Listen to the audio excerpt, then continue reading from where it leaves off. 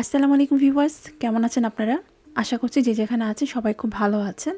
আজকে খুব মজাদার একটি রেসিপি নিয়ে হাজির হয়েছি, আর সেটা হচ্ছে গিয়ে চিকেন ডোনাটস।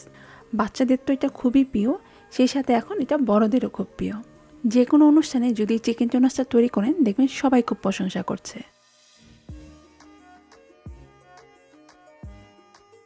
তো চিকেন ডোনাটসগুলো তৈরি করার জন্য সরাসরি একটি ব্লেন্ডার জারের মধ্যে আমি 500 গ্রাম পরিমাণ চিকেন কিমা নিয়ে নিচ্ছি। আমার কাছে কিমা করাটাই ছিল, তো আমি সেটাই দিচ্ছি। তবে আপনারা চাইলে মুরগির মাংস ছোটো ছোটো করে পিস করে কেটেও এর মধ্যে দিতে পারেন। আর এখানে আছে প্রায় 500 গ্রাম। সাথে আমি এখানে 3 স্লাইস ব্রেড নিয়েছি, তো সেগুলোকে আমি ছিঁড়ে সরাসরি এর মধ্যে দিয়ে দিচ্ছি। আরও দিচ্ছি 2 টেবিল চামচের মতো ধনে পাতা কুচি, লাল কালারের ক্যাপসিকাম যেটা হাফ কাপ নিয়েছি, তবে আপনারা চাইলে গ্রিন কালারটাও দিতে পারেন। হাফ কাপ পেঁয়াজ কুচি, হাফ চা চামচ লাল মরিচের গুঁড়ো, 1 চা চামচ পাপরিকা অথবা কাশ্মীরি মরিচের গুঁড়ো, মানে যেটাতে ঝাল কম, স্বাদ অনুযায়ী লবণ, 1 চা চামচ গোলমরিচের গুঁড়ো, আদা রসুন বাটা 1 টেবিল চামচ। আর এখানে 2টা সিদ্ধ করা আলু নিয়েছি, যেটাকে আমি এর সাথেই মিক্স করে ফেলবো, তবে ব্লেন্ডারে আর জায়গা নেই, তাই আমি এটা পরে মিক্স করব। আর এই মিক্সচারটা একেবারে মিহি পেস্ট করে ফেলবো না, ক্যাপসিকাম, পেঁয়াজ এবং মাংস সব কিছু যেন একটু হালকা দানা দানা টাইপ থাকে, এরকমভাবে এটা মিক্স করে নিতে হবে। তো কিছুটা একটু মিক্স হয়ে গেলে এখন এর মধ্যে সেই সিদ্ধ করা আলুগুলো দিয়ে দিচ্ছি।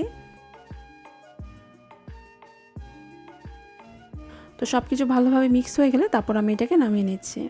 তো এখন এই মিশ্রণটা কিন্তু কিছুটা একটু নরম, তো এটা দিয়ে কিন্তু এখন ডোনাটে শেপ করা যাবে না। তো এটা একটু সেট করার জন্য আমি এর মধ্যে হাফ কাপ পরিমাণে ব্রেড ক্রাম্বস অ্যাড করছি। আপনারা আপনাদের প্রয়োজন অনুসারে, মানে মাংসটা যদি দেখেন বেশি নরম তো ব্রেড ক্রাম্বস বাড়িয়ে দিতে পারেন, আর যদি দেখেন যে না এটা দিয়ে শেপ করা যাচ্ছে তাহলে ব্রেড ক্রাম্বসের পরিমাণ কমিয়ে দিতে পারেন। তো হাতে কিছুটা তেল মাখিয়ে তারপর আমি এটাকে ভালো করে মিক্স করে নিচ্ছি। আর অন্যদিকে একটি ছড়ানো প্লেটের মধ্যে 1/3 কাপ ময়দার সাথে হাফ কাপ পানি মিক্স করে তারপর আমি এটাকে গুলিয়ে নিয়েছি। এটা আমি কোটিং হিসাবে ইউজ করব, তবে আপনারা চাইলে এই পরিবর্তে ডিম ফিটিয়ে যে সেই ডিম দিয়েও এটাকে কোট করে নিতে পারেন। তো আমি সাইডে এখানে একটু তেল নিয়েছি, তো হাতের মধ্যে তেল লাগিয়ে তারপর আমি এখান থেকে কিছুটা এই পুর নিয়ে নিলাম। এখন ফার্স্টে গোল করে বানিয়ে তারপর এটা চপের মতো তৈরি করে নিয়েছি। এখন এর মাঝখানে নজল দিয়ে আমি এটাকে কেটে নিচ্ছি। আপনারা চাইলে গোল যে কোনো ক্যাপ দিয়েও এটাকে কেটে নিতে পারেন। এই তো দেখুন কি সুন্দর ডোনাট শেপে চিকেন ডোনাট তৈরি হয়ে গেল। আর নজলের ভিতরে এইভাবে করে মাংসগুলো ঢুকলে একটা কাঠি দিয়ে এইভাবে করে মানে নজলগুলো আর কি ক্লিন করে নিতে হবে। সো এইভাবে করে আমি সবগুলো ডোনাট তৈরি করে নিয়েছি। এখন এক একটি ডোনাট নিয়ে ময়দার ব্যাটারের মধ্যে এটা কোট করে তারপর আমি ব্রেড ক্রাম্বসের মধ্যে এটা কোট করে নিচ্ছি। ব্রেড ক্রাম্বসের রেসিপি আমার চ্যানেলে অলরেডি দেওয়া আছে, লিঙ্কটা নিচে ডিসক্রিপশন বক্সে থাকবে, আপনারা চাইলে সেখান থেকে দেখে নিতে পারেন। সো এই তো দেখুন আমার ডোনাটস কিন্তু এখন তৈরি হয়ে গেল।